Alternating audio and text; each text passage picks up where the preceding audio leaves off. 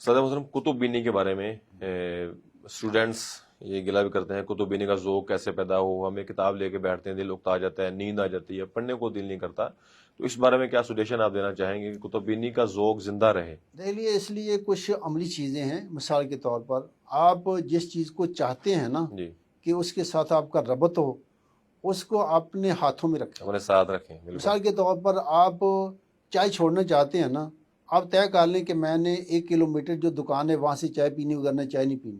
صحیح. آپ 2 ہفتے کے بعد تنگ آ جائیں گے، یار 1 کلومیٹر چل کے جاؤں چائے پیوں، آپ چائے چھوڑ جائیں گے. اس طرح اگر آپ کتاب پڑھنا چاہتے ہیں تو اپنے ہاتھوں کی دسترس میں رکھیں کتاب. صحیح. یہاں پڑھنے کے لیے آپ کو اٹھانے کے لیے دشواری نہ ہو. صحیح. نمبر 1 چیز یہ کرنی چاہیے. جی، کہ قریب کر لو کتاب ہاں، کو. قریب رکھ لو. دوسری بات یہ ہے کہ کتابوں کی کئی کیٹیگریاں ہیں. جی. کئی کتابیں تاریخ پر مشتمل ہیں، کئی قصے کہانیوں پر مشتمل ہیں، اور کئی جو ہے نا وہ مسائل پر مشتمل ہیں. جی. کئی فلسفہ منطق پر مشتمل ہیں. جی. کئی فقہی مسائل پر مشتمل ہیں.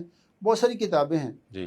اور اس میں بہت ساری کتابیں ایسی ہیں کہ اگر آپ ہاتھ میں لے کر بیٹھیں تو صبح کی اذان ہو جائے اور آپ کو پتہ بھی نہیں چلے کہ فجر ہو گئی ہے.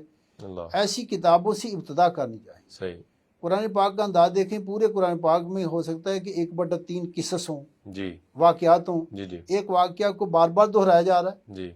اور اس میں وہ رغبت پیدا کی جا رہی ہے، بجائے اس کے کہ مسائل کو مسلسل بیان کر دیا جائے. جی. جی. تو اس کے لیے سب سے اچھا چیز ہے، ہمارے علماء نے بہت سارے، مولانا کیا نام ہے، ابن جوزی رحمہ اللہ. جی. جی. جی. انہوں نے کتاب لکھی ہے کتاب الازکیہ. جی. جی. پھر کتاب الحماق والمغفلین لکھی ہے. جی. جی. انہوں نے لکھا کہ بعض لوگ اعتراض کریں گے کہ یہ کتابیں کس کی آپ خدمت کر رہے ضرورت ہی نہیں ہیں، تھی. لیکن بات یہ ہے کہ ان کی ضرورت ہے. انسان ہر وقت سنجیدہ رہے تو وہ انسان کے شرف سے نکل جائے گا. اکتا بھی جاتا چنانچہ ہے. یہ کتابیں میں نے لکھی ہیں تاکہ انسان کی طبع کتاب کی طرف میلان اختیار کرے.